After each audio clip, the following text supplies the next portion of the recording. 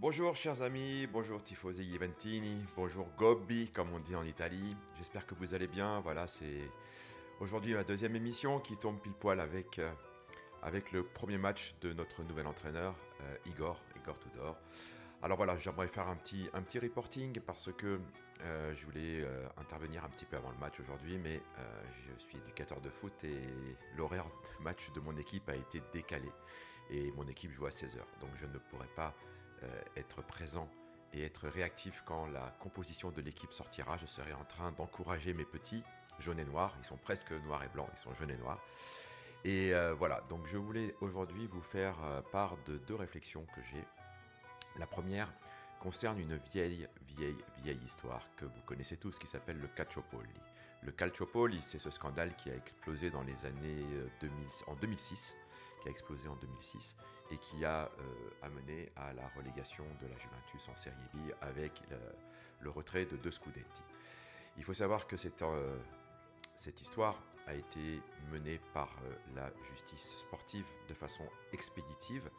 Je ne fais pas du partisme, là je vais rester extrêmement centré, extrêmement neutre. Je vais relater les faits.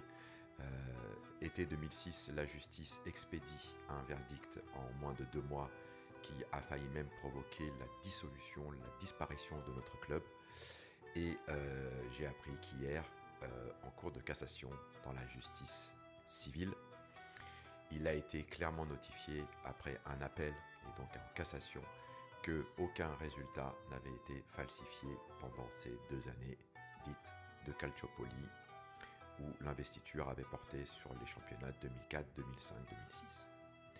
Voilà, donc chacun en tirera sa petite conclusion. Je ne pense pas que ça changera quelque chose en termes sportifs ni en termes de résultats, mais il fallait quand même le dire. La justice civile vient d'absoudre totalement la Juventus de ce scandale. Ceci étant dit, maintenant nous allons essayer de revenir un petit peu dans le présent. À 6 heures se joue un gros match et j'aimerais juste vous relater des échos et des informations qui me viennent d'Italie, qu'il y a une ferveur retrouvée du public de la Curva Sud, des ultras on va dire de la Juventus, et que Igor Tudor est accueilli vraiment de façon très positive, très joviale. Il est heureux de savoir qu'enfin l'équipe aura le support de son public aujourd'hui.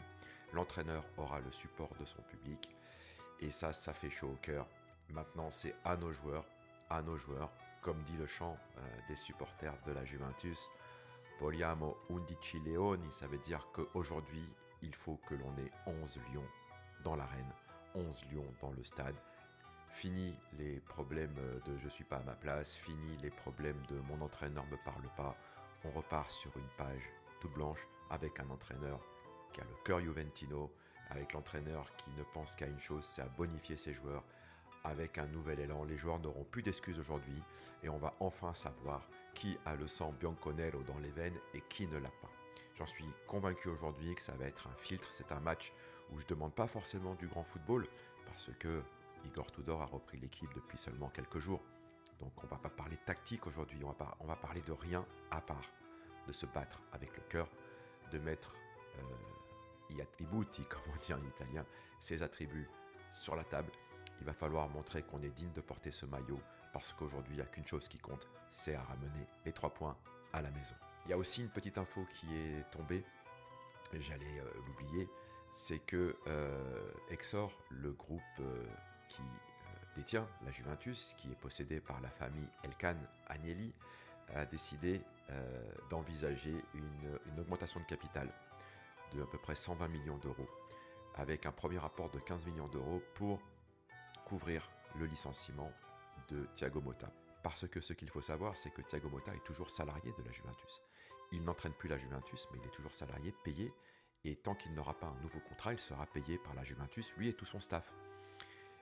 Et ça demande une provision à peu près de 15 millions d'euros, qui serait donc couvert par cet apport d'augmentation de capital. Mais si Thiago Motta trouve un nouveau contrat, par exemple, on parle beaucoup en ce moment de lui pour remplacer Gasperini à l'Atalanta, et bien ça offrirait une grosse bouteille d'oxygène à la Juventus, puisque pour signer à Bergame, Thiago Motta sera obligé de démissionné de son poste d'entraîneur de la Juventus, donc il ne sera plus entraîneur de la Juventus, donc il ne sera plus payé par la Juventus s'il signe dans un nouveau club. Et du coup, ces 15 millions d'euros, la Juventus ne les devra plus ni à Thiago Motta, ni à son staff.